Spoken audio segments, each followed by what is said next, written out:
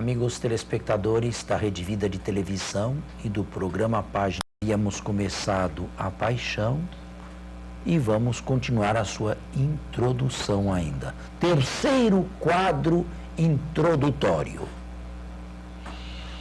A traição de Judas. Não, o título não. Então, um dos 12 chamados... Agora sim, o capítulo sim, 26, versículo para o telespectador seguinte. 14. Então, um dos 12, chamado Judas Iscariotes, foi até os chefes dos sacerdotes e disse... Bem, vamos parar. Um dos 12 a realizar este gesto, nada menos que um mais íntimo colaborador, amigo de Jesus. Uma figura sinistra, uma figura complexa, uma figura sobre a qual se debruçaram exegetas, historiadores, escultores, pintores, psicólogos, psicanalistas, todos querendo adivinhar o que se passava no interior, o que se passou no interior deste homem. Nós não temos absolutamente nada que nos informe a seu respeito, a não ser o gesto nefando que praticou. Judas Iscariotes, já começam por aí as dificuldades. Que significa Iscariotes? E aqui vão muitas interpretações. A que mais, a meu ver, é popular, é a que traduziria isto como um texto aramaico, Ish, e um homem, de Queriote. Só que esta localidade Queriote nunca foi descoberta por nenhum arqueólogo até os dias de hoje. Se, no entanto, se trata de um homem de Queriote, outros foram um pouco mais adiante e quiseram situar essa Queriote ao menos na região da Judéia. Nesse caso, Judas Iscariotes seria o único judeu dos 12. Os outros eram todos galileus. O único judeu, digo, da Judéia, né, seria Judas. Mas isto está longe de ser demonstrado. Outros imaginam que Iscariotes seria um patronímico, seria o pai desse Judas aí. Mas também não há como comprová-lo. A única coisa que sabemos é que o nome dele era o nome do famoso patriarca Judá. Um dos 12 filhos bíblicos de Jacó. Portanto, tinha o nome de um patriarca dos israelitas. Não era o único nesse número de 12, porque, ao que indica, havia um outro Judas, mencionado por João, não o Iscariotes, que mais tarde teve o seu nome ligado a Tadeu, dando Judas Tadeu. Mas aqui também deve ter havido uma conflação de duas pessoas distintas, ou de dois nomes distintos, que acabaram se conflando em um só. São Judas Tadeu, o santo que foi celebrado há pouco tempo, não é? Em outubro. Bem, um dos 12. O que me darei se eu o entregar? Então, um dos 12, chamado Judas Iscariotes, foi até os chefes dos sacerdotes e disse: o que me dareis se eu o entregar? Bem, este aqui vai modificar os planos dos sumos sacerdotes. Não no tempo pascal, não durante a festa, para não suscitar tumulto.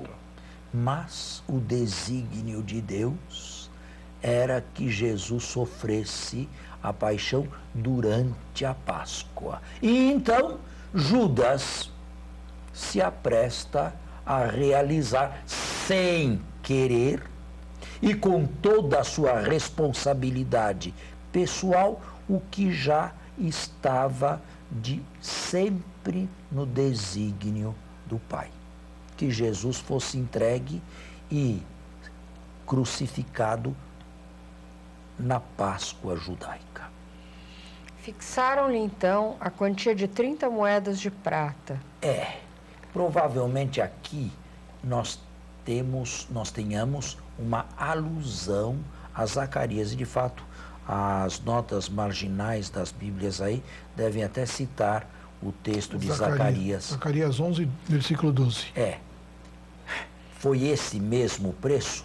Ou houve um preço, sim, que foi aqui mencionado de acordo com esta citação aqui de Zacarias 11, 12. Com outras palavras, o preço pago foram realmente 30 moedas de prata? Ou houve um preço que, por influxo de Zacarias, acabou sendo apresentado como 30 moedas de prata? Eu prefiro esta última explicação. Agora, a partir daqui, Judas é um personagem que, como eu disse, interessou a muitíssimos escultores e pintores da antiguidade, da alta Idade Média, da baixa Idade Média e até da modernidade.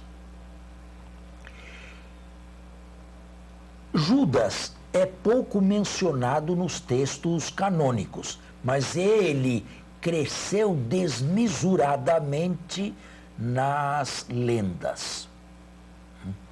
E então, já os padres da igreja começam a insistir na ganância e na cobiça de Judas.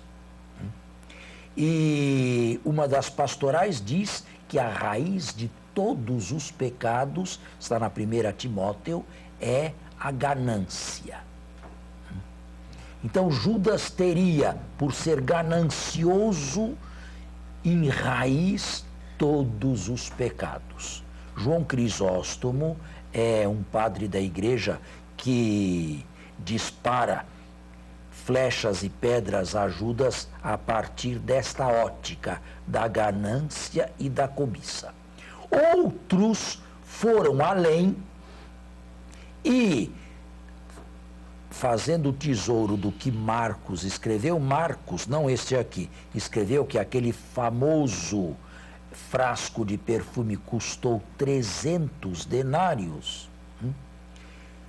afirmaram que Judas se contentou com 10% daquele perfume. 30 moedas seriam 10% daquele vaso de alabastro.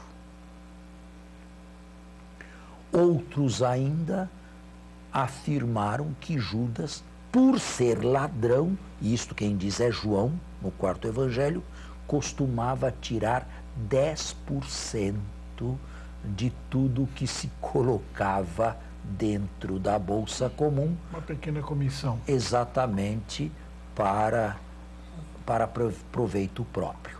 Hoje isto aqui recebe que nome? Comissão. Comissão? Comissão. É comissão quando alguém paga. Agora, quando alguém quando tira, acho que é furto, né? Roubo. É roubo mesmo, não é? É roubo mesmo. Verdade. Né? Pois é. Agora, as imagens de Judas, as pinturas medievais de Judas são horripilantes. Judas aparece com o demônio nas costas, um demônio horroroso, sabe? Dominado por aquele Satanás, como se ele tivesse sido possuído fisicamente pelo demônio. Alguns padres da igreja disseram que Judas estava endemoniado, mas no sentido físico do termo, que Satanás tomou fisicamente a pessoa de Judas, para você ver aonde foram parar essas lendas a respeito de Judas aqui. Não é? Existem pinturas medievais de Judas contando uma a uma as 30 moedas e, com cuidado, uma parece estar um pouco suja, outra parece estar amarelada, outra parece estar um pouco também desgastada. Judas toma cuidado em contar cada uma dessas moedas. Outras cenas apresentam Judas confabulando com Caifás. Judas e Caifás falando ao ouvido um do outro e se ajustando com relação ao preço de Jesus. Olha, eu já disse e repito, é uma figura sobre quem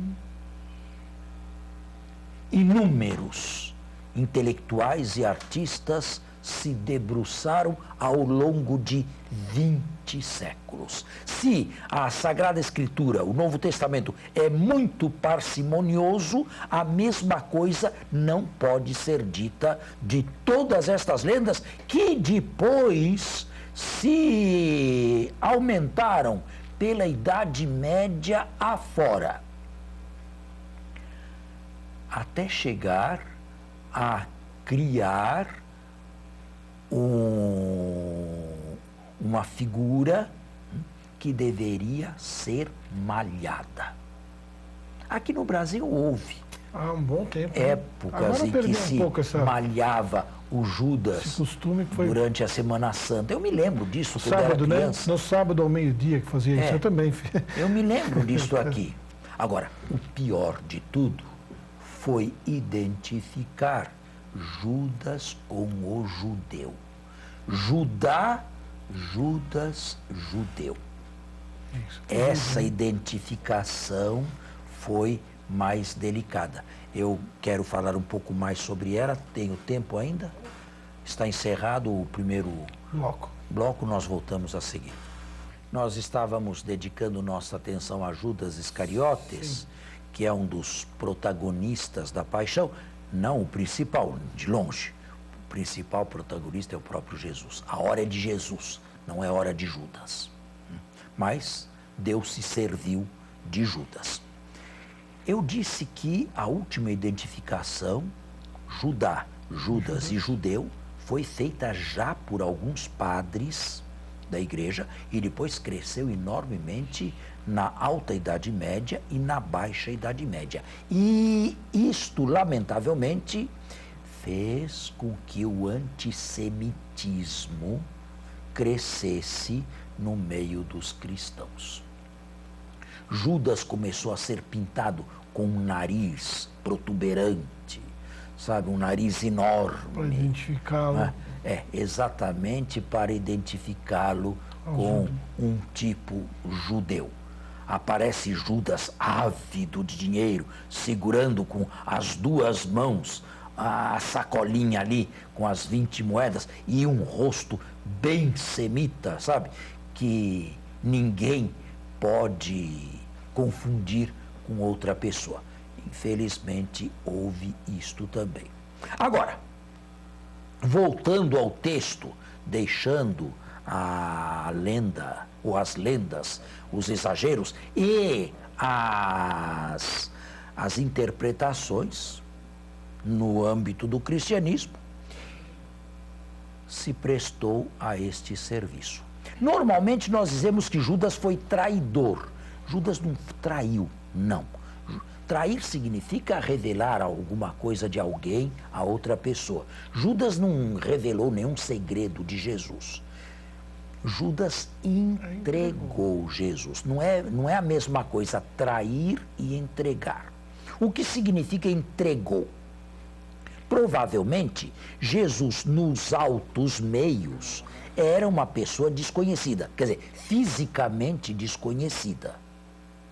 Conheciam Jesus por ouvir falar, pela fama que espalhava, pelo barulho que fazia, pelo grupo que atraía, mas talvez não conhecessem, certamente não conheciam fisicamente Jesus.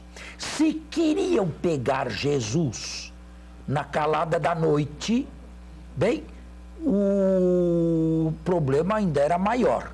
Porque como individuar Jesus? Quem é exatamente Jesus? O que significa que não estavam interessados em prender nenhum seguidor de Jesus. Nenhum dos 12 estavam interessados em Jesus. Mas aonde está neste exato momento? E como pegá-lo sem correr o risco de apanhar a pessoa errada. Para isto se serviu Judas Iscariotes. Agora, este quadro aqui é o terceiro da introdução. Vocês percebem que o evangelista criou um contraste enorme entre a ação da mulher e a ação de Judas? As duas ações são perfeitamente antitéticas. Uma mulher se desmancha em carinho e bondade e amor por Jesus, e o outro se entrega à perfídia de uma traição, como chamam normalmente, nefanda, que não tem qualificativo. Judas é um acelerado. Bem, vamos continuar. O último versículo. 16. E a partir disso, ele procurava uma oportunidade para entregá-lo. Quanto tempo se passou entre o acertamento e a entrega efetiva? Não sabemos. Provavelmente não muito tempo. Jesus estava em Jerusalém. Agora, outra pergunta que poderia ser feita é assim: a partir de quando Judas começou a alimentar dentro de si ideias ou pensamentos estranhos a respeito de Jesus? A partir de quando? Aqui também, infelizmente, os textos canônicos são lacunosos e não nos dão nenhuma informação. João diz que era ladrão e costumava roubar. Alguns padres da igreja chegaram a afirmar que Judas estava decepcionado com Jesus.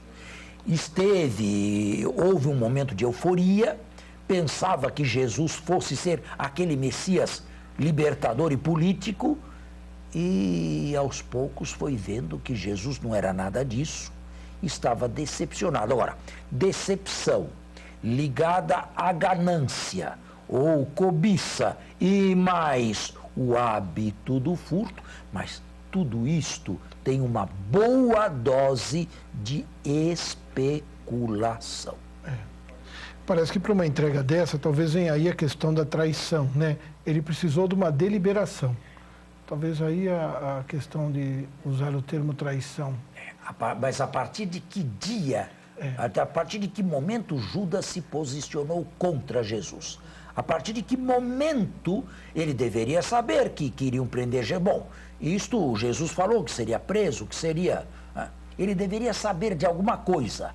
A partir de que momento Judas tensionou ou tomou a decisão de entregar Jesus? Isto jamais saberemos. Eu acredito, no entanto, que entre o início e a consumação não devem ter passado muitos dias.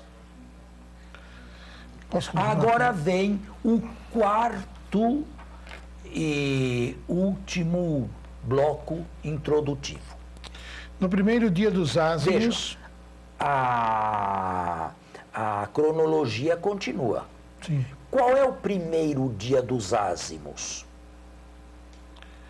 O primeiro dia dos ázimos é o dia seguinte à Páscoa, que no calendário judaico solar e lunar é 14 de Nisan. Portanto, o primeiro dia dos ázimos seria o dia seguinte à Páscoa. Mas isso aqui cria confusão. Isto aqui cria confusão com os sinóticos e, sobretudo, com João. Jesus teria morrido depois da Páscoa? Existia uma maneira popular de se chamar a Páscoa o próprio dia dos ázimos, ou melhor, identificar de tal maneira Páscoa e ázimos. No calendário, a Páscoa era dia 14 de Nisan e a partir do dia seguinte, 15, começava a semana dos ázimos. Mas popularmente, Páscoa e ázimos foram sendo pouco a pouco misturados, de tal modo que o primeiro dia dos ázimos, ao cair da tarde, o primeiro dia dos ázimos, podia bem ser a véspera da Páscoa. Pelo menos eu acho que é isto que Mateus pensa. Portanto, para ele, Páscoa e ázimos são uma celebração só. No primeiro, continue no primeiro dia dos ázimos... Isto é, na Páscoa, né? Os discípulos aproximaram-se de Jesus, dizendo: onde queres que te preparemos para comer a Páscoa? Ele respondeu: ide à cidade, à casa de alguém, e dizei-lhe: o mestre diz, o meu tempo está próximo. Em tua casa irei celebrar a Páscoa com meus discípulos. Os discípulos fizeram como Jesus lhes ordenara e prepararam a Páscoa. Bem, a Páscoa parece que era comida na véspera. Como nós celebramos o Natal praticamente na véspera, não é? Nós celebramos o Natal no dia 24 de dezembro, à noite. É assim. Embora o dia propriamente do Natal seja 25. A mesma coisa pode ser aplicada aqui. Agora, o que importa dizer neste último preâmbulo é que Mateus demitizou uma série de elementos extraordinários que encontrou em Marcos. Ide à cidade, lá encontrareis um homem que carrega uma bilha de água na cabeça. Dizei-lhe, o mestre manda dizer. Mateus eliminou isto aqui para dar maior plausibilidade histórica no texto. Jesus certamente conhecia alguém em Jerusalém, mandou que os discípulos se informassem com aquele alguém, que lhe indicaria uma sala, um local apropriado, provavelmente já previamente ajustado, e tudo acontece como Jesus ordena. O que Mateus quer sublinhar aqui é a autoridade de Jesus, o autocontrole de Jesus e a obediência dos discípulos, que fazem tudo como Jesus ordena. Mas o evangelista retirou do texto todas as notas de extraordinário, de sobrenatural, que aparecem em Marcos. O nosso tempo está encerrado, então, na próxima semana nós continuamos. Muito obrigado pela audiência. Bom final de semana a todos e até a próxima sexta-feira, se Deus quiser. Bom domingo, até a próxima sexta.